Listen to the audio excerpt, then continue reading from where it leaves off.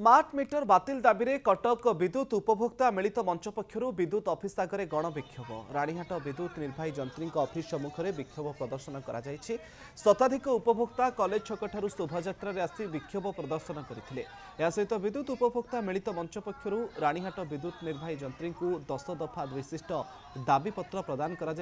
बस्ती और अन्य उपभोक्ता घर बलपूर्वक डिजिटाल मीटर काढ़ी स्मार्ट मीटर लगाइबा बंद करा जाऊ जो मानक घरे जबरदस्त स्मार्ट मीटर लगा जाइछि ताकू तुरंत बदला जाऊ एपरि किछि दाबी रखा जाइछि। दाबी पूरण नहेले आगकू जोरदार आंदोलन कराजिबो बोली मंच पक्षरु चेतावनी दिया जाइछि।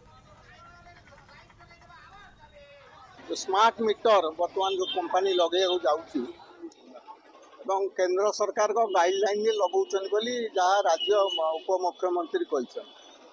उपमुख्यमंत्री बयान को आम विरोध करछु प्रतिवाद करछु एवं जो स्मार्ट मीटर लगे चाहूँ जोटा प्रीपेड मीटर मोबाइल भाया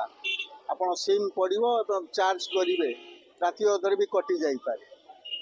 से नुहे मन इच्छा बिल हम 2 गुणा 3 गुणा बिल हम तेणु ताकू आम विरोध करछु जो लोकों घर विशेषकर बस्ती बासिंदा ये जगन्नाथ रोड बस्ती बासिंदा घर सबू मीटर काढ़ी देइछन